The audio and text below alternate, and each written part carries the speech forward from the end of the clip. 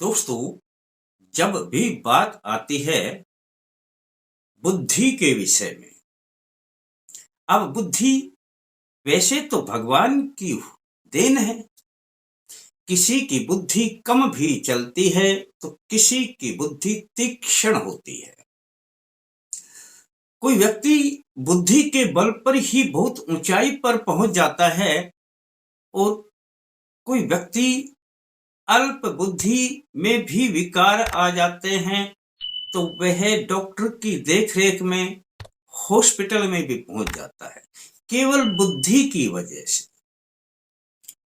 अब आप सोच रहे होंगे कि जब भगवान की ही देन है तो फिर हम इसमें कर क्या सकते हैं।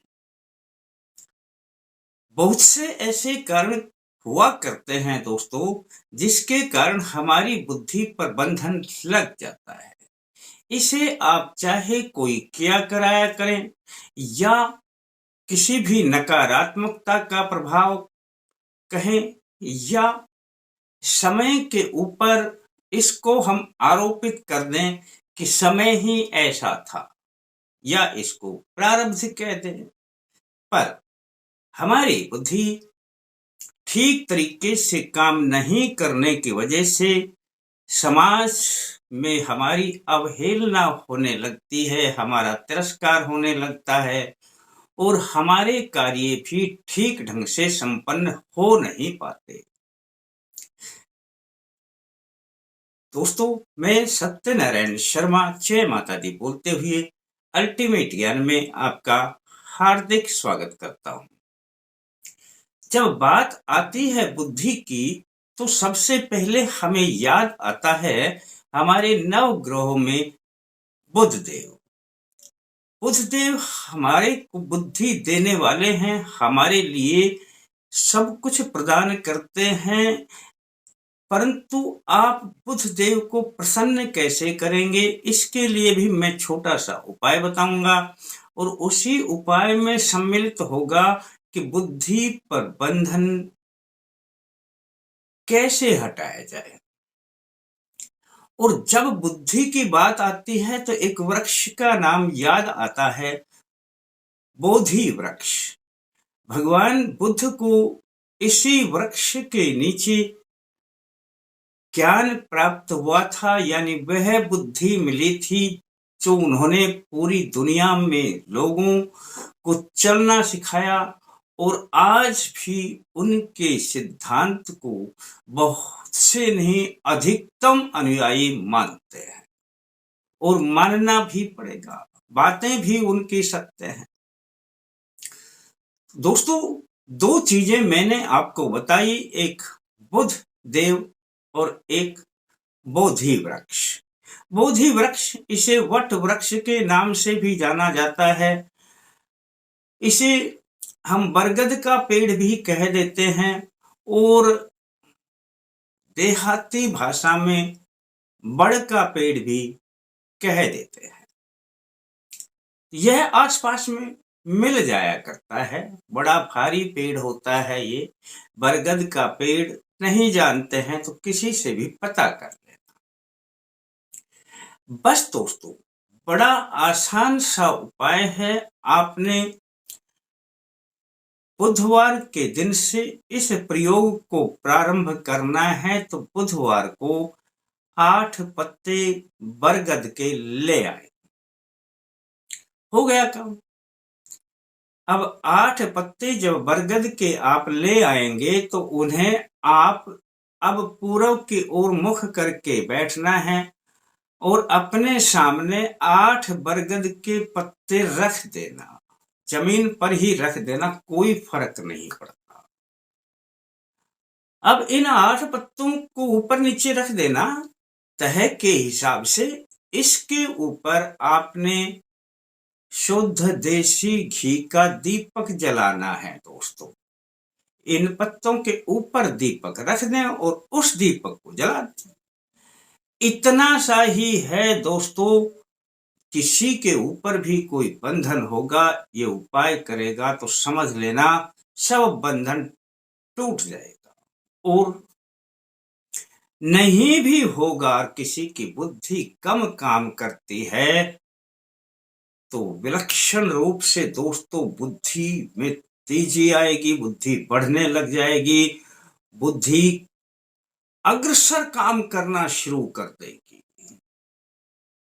बस आपने यह दीपक जला करके और बुध देव से अर्जी लगानी है कि हे बुध देव, मेरे जो भी बंधन है बुद्धि पर उन्हें काट दे, मेरी बुद्धि तीक्ष्ण होने लगे।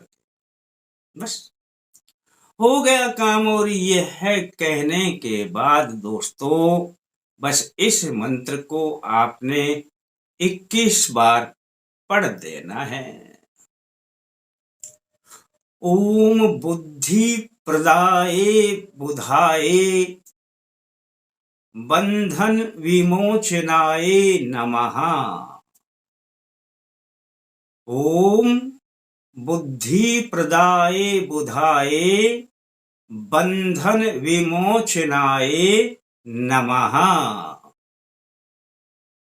बहुत आसान सा मंत्र है दोस्तों, इसे 21 बार पढ़ देना।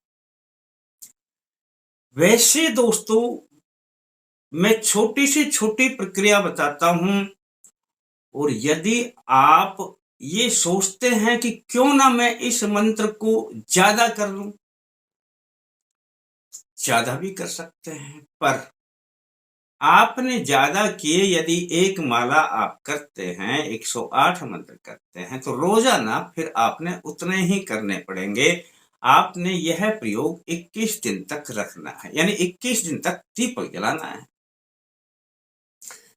आज आपने बुधवार को दीपक जलाया, 21 मंत्र किए, तो 21 मंत्र ही अगले दिन करने हैं।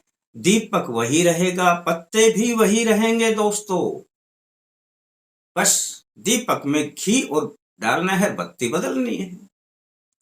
इतना ही आपने करना है। रोज घी डालना है और बत्ती बदलनी है, दीपक वही रहेगा और पत्ते भी वहीं पे रहेंगे दोस्तों। 21 मंत्र तो कम से कम है, कर लेना। मैं समय को थोड़ा बचा देता हूं आपको। और कोई ज्यादा करना चाहे ज्यादा मंत्र भी कर सकता है, पर उससे अगले दिन जितने वह मंत्र करेगा उतने ही करने पड़ेंगे। अब चाहे 108 करता है तो 108 रोज कर लें। 21 दिन तक दोस्तों आपने इस दीपक को ऐसे ही जलाना है। दोस्तों बस आपका काम हो गया, इतना सा है। अब 21 दिन के बाद इन पत्तों को लेना। जब 21वां दिन पूरा हो जाए तो इन पत्तों को जला देना। इन पत्तों को जलाने के बाद जो भस्म होगी, जिसको राख बोलते हैं, या जल करके जो बुरादा होगा, जो भी आपको मिलेगा, और आपको जो मिलेगा उसे डब्बी में रख लें दोस्तों। इसे अपने मस्तक पर लगाने से या कंठ के नीचे लगाने से आप जब चाहें दिन में एक बार लगा लिया करें। अपनी अनामिका उंगली से, छोटी उंगली के पास वाली से एक बार उसमें लगाया, या तो मस्तक पे लगाएं या अपने कंठ के नीचे लगाएं। दोस्तों आप कहीं पर भी लगा लेना। अब इस तिलक को यदि आप रोजाना लगाते हैं तो आप देखेंगे कि कुछ दिन के प्रयोग से ही आपकी चमत्कारिक ढंग से बुद्धि में तेजी आ रही है, बढ़ने लग रही है, और जो संकट थे, बुद्धि पर बंधन था, वे सब हटने लग रहा है।